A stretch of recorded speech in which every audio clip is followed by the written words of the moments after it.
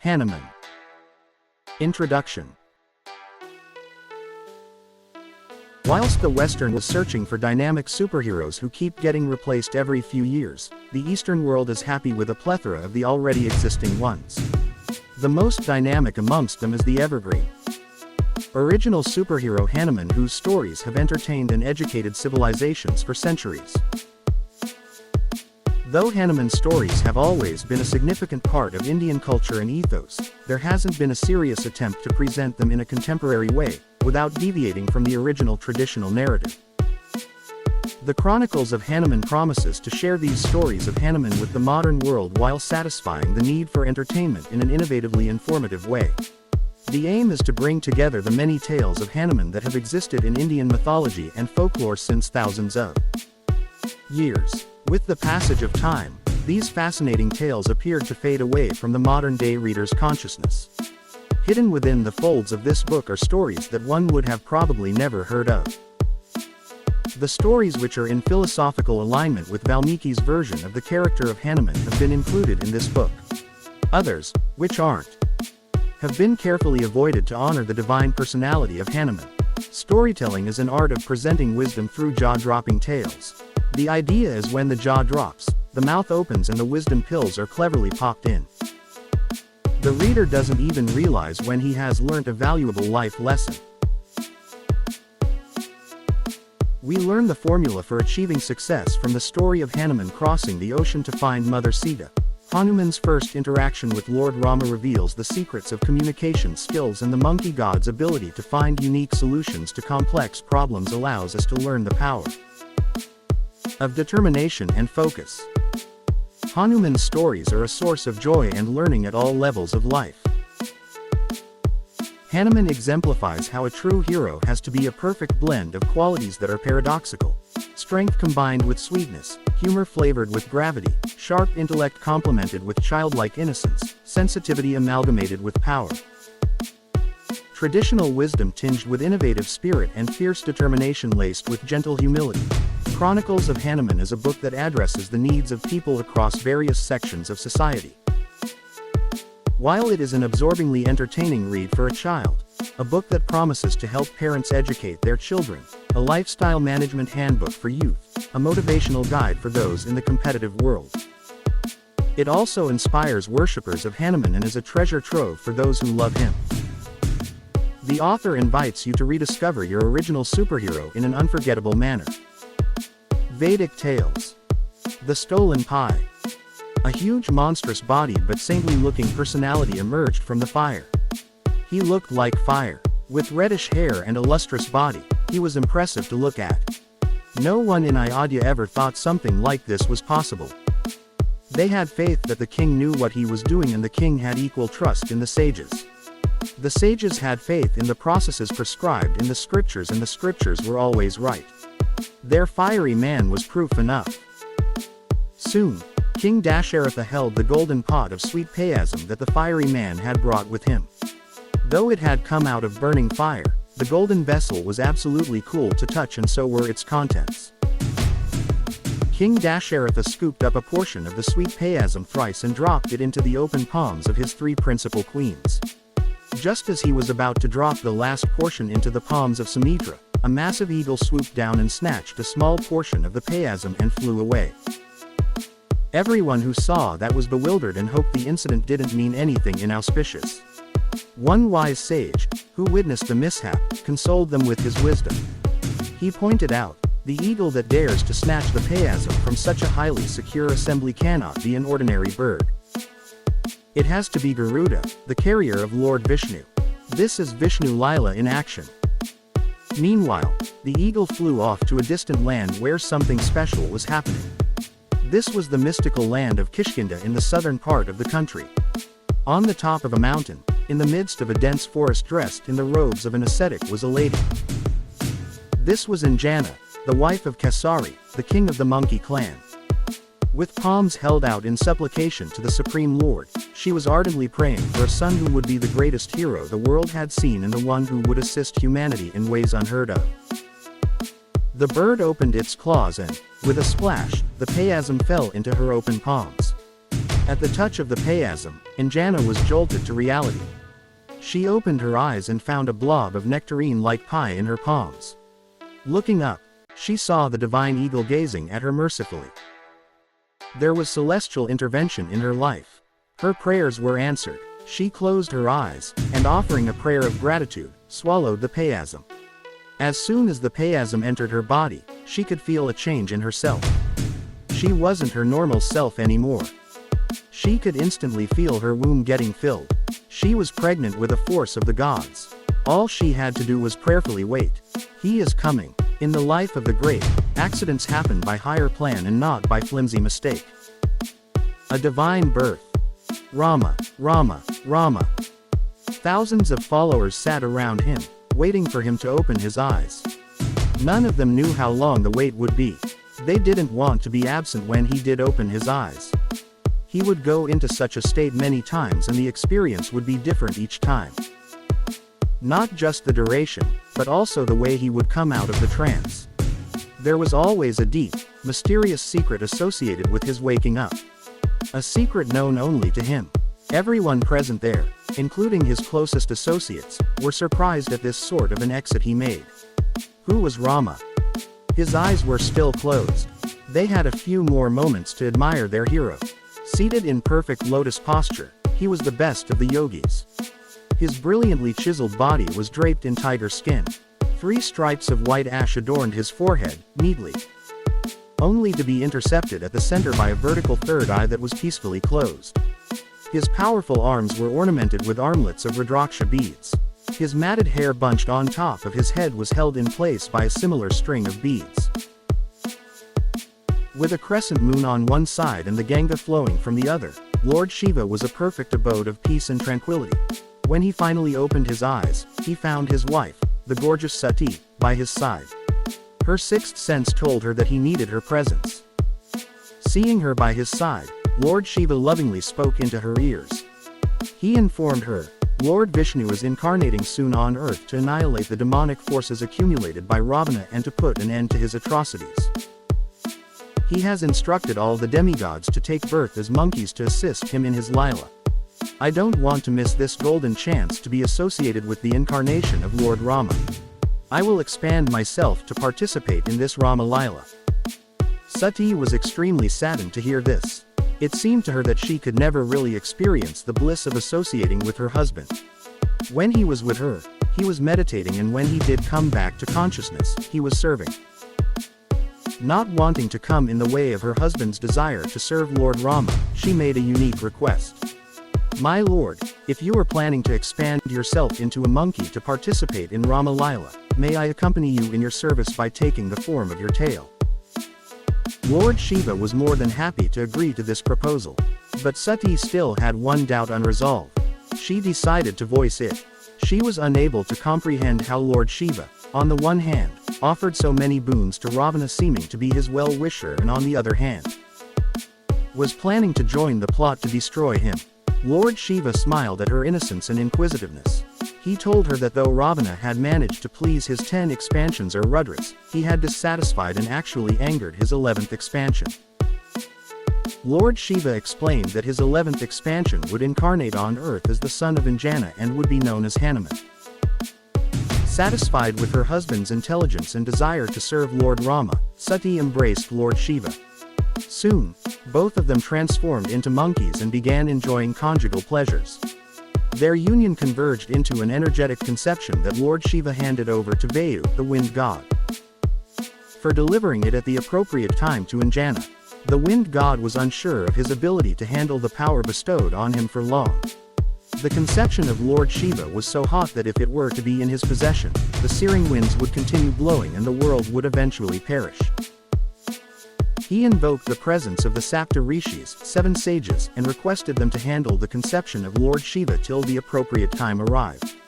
These 7 sages brought a metal leaf from the Mandakini Ganga and placed the powerful energy in it and assured the wind god of its safety in their custody till he came to reclaim it. Meanwhile, in the heavenly planets, Brihaspati, the guru of the demigods, had cursed one of his servants whose name was Punjikasthali to become a monkey in the earthly realm. As a result, she was reborn on earth as Anjana. When she attained youth, she married a Vanera king named Kesari. Despite long years of their marriage, they were unable to have a child. Anjana decided to perform austerities to invoke the blessings of the Lord.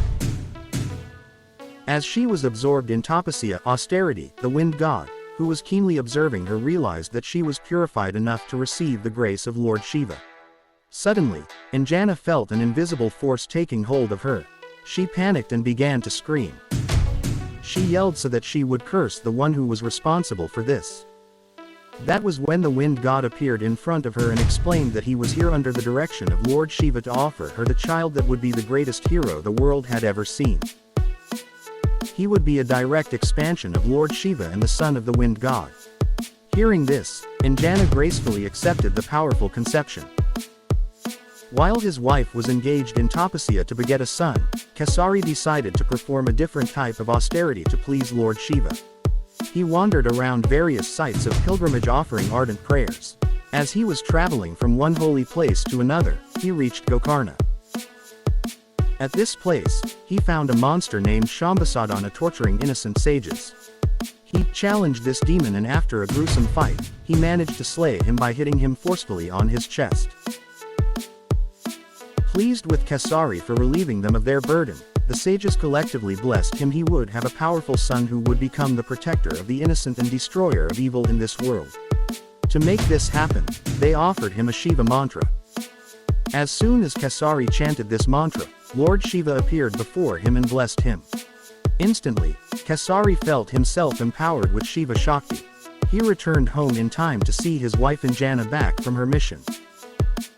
On seeing each other, the couple embraced joyfully. Shiva Shakti that resided within Kesari was now transmitted to Anjana, and Kesari became his normal self. In due course, the world's greatest superhero would be born. Selflessness gives birth to heroism.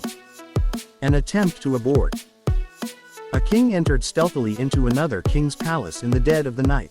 This was not a regular occurrence. But when it did happen, it meant something was going to go wrong. This was such a crucial task that he didn't want to risk appointing anyone else. As he was walking down the secret tunnel below the palace, Bali, the king of a section of the Vanera clan, was thinking of all the events that led up to this bold and rather risky decision. It all began when Narada, the transcendental spaceman, descended upon the lanes of Kishkinda. People were awestruck by his charisma. He was effulgent and extremely handsome, singing in his divinely melodious voice and playing the chords of his famous Veena. He danced his way towards the palace of the king. King Bali greeted Narada respectfully, knowing full well that he had a message to convey. If he had chosen to come all the way, the message had to be of utmost importance to Bali. After impatiently going through the formalities of reception, Bali sat next to Narada to hear what he had to say. Finally, Narada revealed the secret. A secret that shook Bali to the core and, in an instant, converted him from a confident king to an insecure monkey. In the womb of Anjana, the wife of King Kesari, an expansion of Lord Shiva was to be born.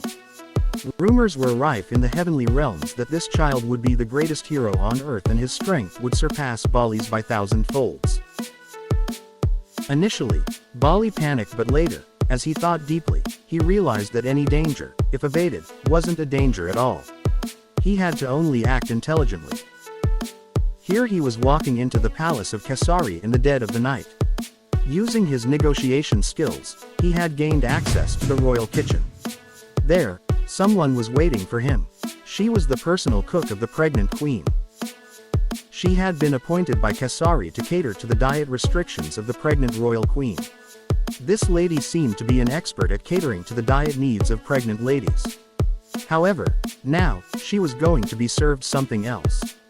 A special dish that Bali had got. The next morning, she carefully heated up the liquid Bali had given her the previous night. She could sniff some metal content in it.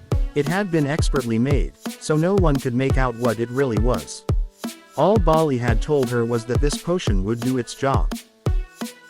But she wasn't just another person, she knew exactly what the potion had. As she carried a glass containing the piping hot liquid, her hands shook slightly. She knew it was wrong. It was terribly wrong to feed a heavily pregnant woman a drink comprising 5 metals: gold, copper, iron, tin and zinc.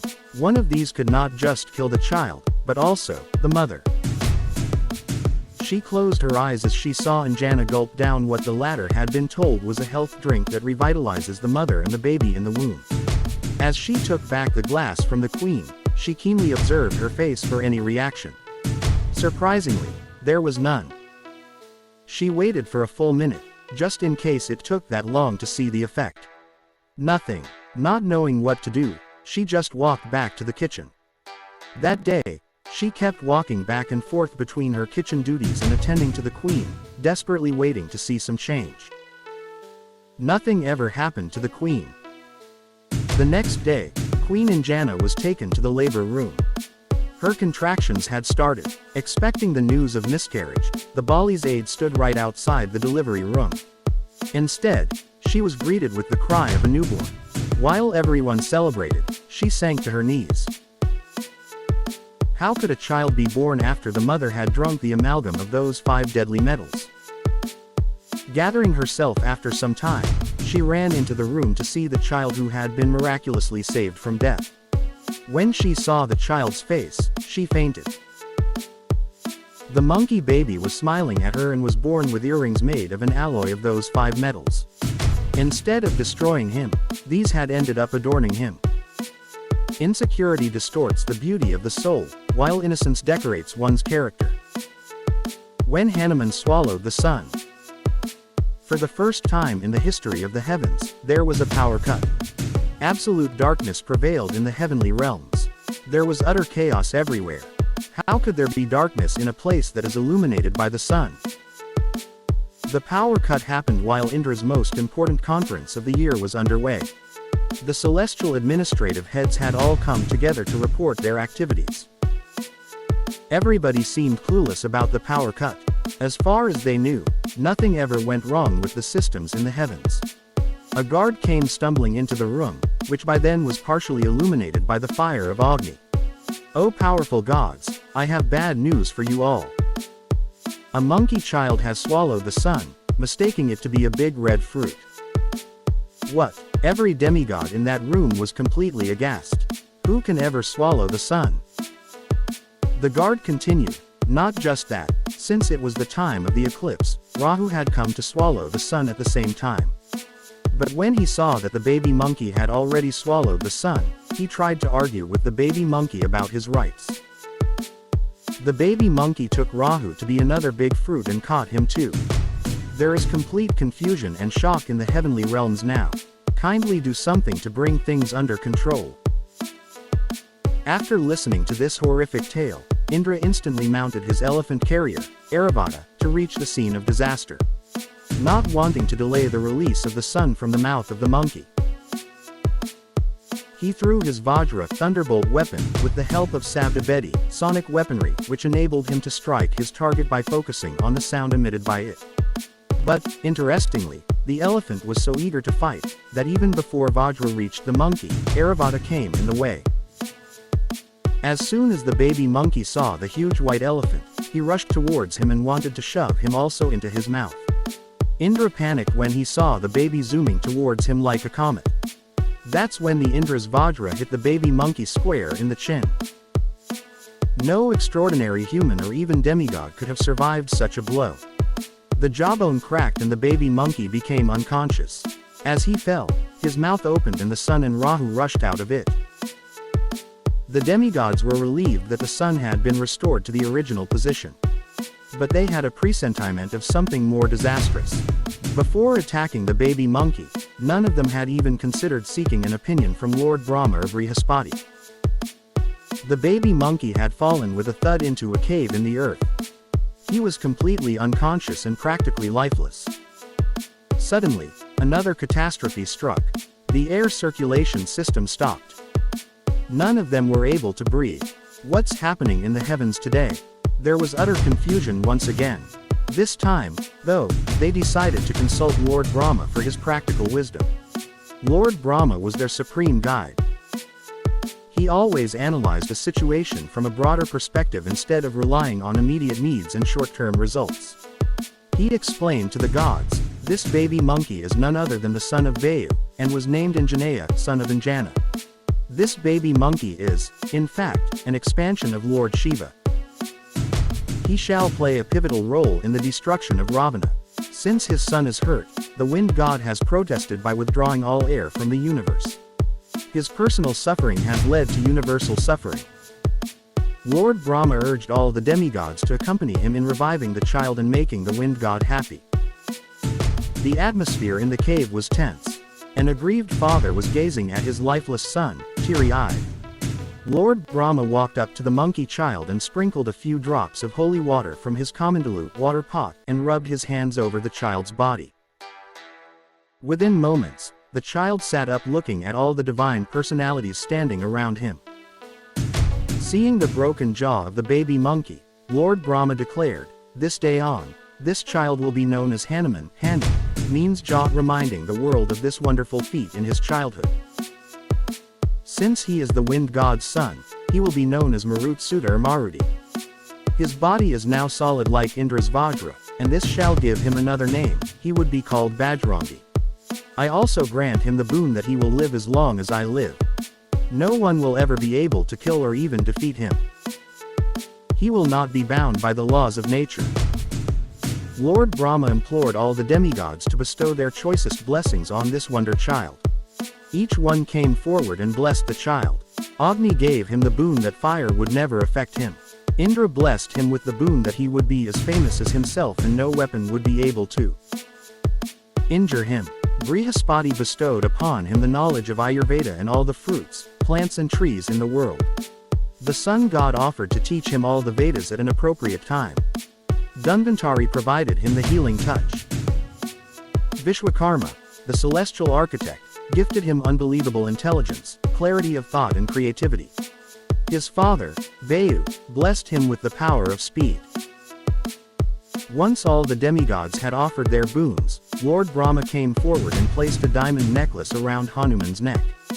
He said, "Now, I will give you the highest benediction you can get, my child. You will be the eternal servant of the Lord. This diamond necklace that I placed around your neck will remain invisible to the eyes of the world. The one who recognizes this necklace will be your eternal Lord and Master.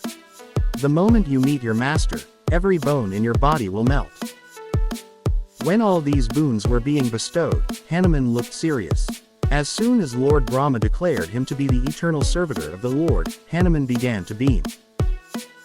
When everyone left, only one thought ruled Hanuman's head. If this was the kind of attention he was going to receive after such a small mischief, it was worth trying more. When innocence is labeled a mistake, then, punishment will be labeled injustice. Most times, counting blessings is more difficult than counting pain, since blessings have to be counted geometrically and pain arithmetically. A monkey's restlessness. His father couldn't believe what he saw that day. He wasn't running. He wasn't jumping. He wasn't skidding. He was walking. Hanuman was walking that day. As soon as he saw his son walk back home that day, Kesari had a doubt in his mind. He was expecting something to happen sooner or later. Hanuman was taking the sages too casually. His fears were confirmed when he saw Hanuman's downtrodden face. He was not just sad, but was deeply contemplative. Till that day, Kesari had never seen his son in deep thought. He was a man of action, or rather, a monkey in action. He walked up to his son and kneeled down.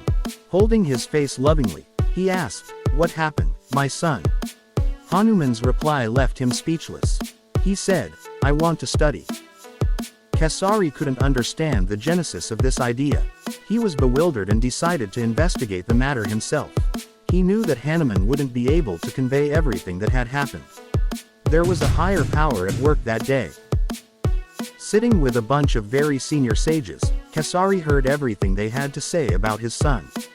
Initially, everything they said was disturbing, but the conclusion was encouraging.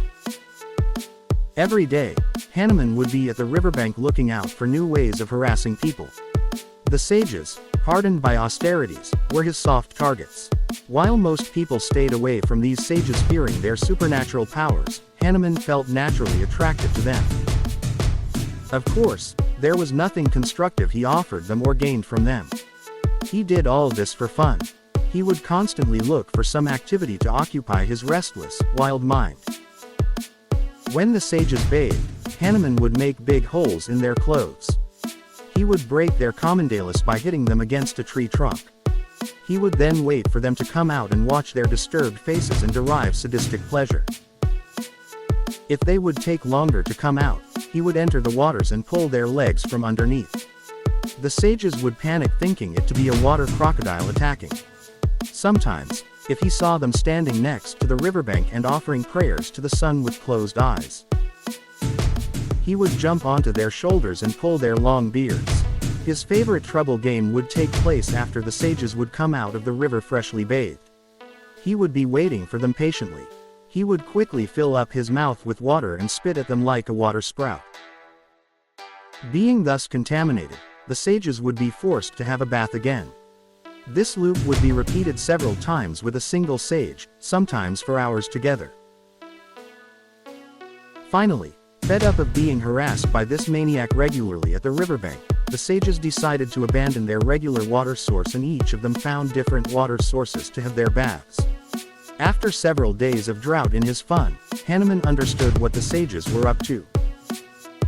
He decided to venture into their hermitages for his daily quota of fun and entertainment. One day, the sages were engaged in a serious discussion on the import of the scriptures when Hanuman entered their ashram. He was seated on a tree a little away from where the meeting was happening. Suddenly, his eyes fell on a bunch of succulent fruits that were hanging on the tree under which these sages were seated. He jumped, and as soon as he landed, the branch on which he landed broke off. He, somehow, managed to jump off at the nick of time and land on another branch, which also broke off. Again, he managed to save himself from the fall. But he couldn't prevent the two broken branches from crashing right into the assembly of sages. Though no one was hurt, the sages were furious with this mischief monger. But there was one incident that crossed the respected sages' threshold of tolerance. Earlier than usual, one morning, much before sunrise, Hanuman had ventured into the forest in search of enjoyment. He chanced upon a tiger fighting with an elephant. He walked up to them, and, to their shock, held the elephant by its tusks, pulling it away from the tiger. He then held the tiger by its tail with his other hand and began to drag both the helplessly stunned beasts. After dragging them to quite a distance, he tied them up to two poles on both sides of the door of an ascetic's hermitage. This done, Hanuman hid himself to watch the fun. Soon, the ascetic named Trinabindu opened his door carrying a water pot in his hand, eager to attempt answering nature's call in the morning. When he stepped out, his eyes were fixed on the door.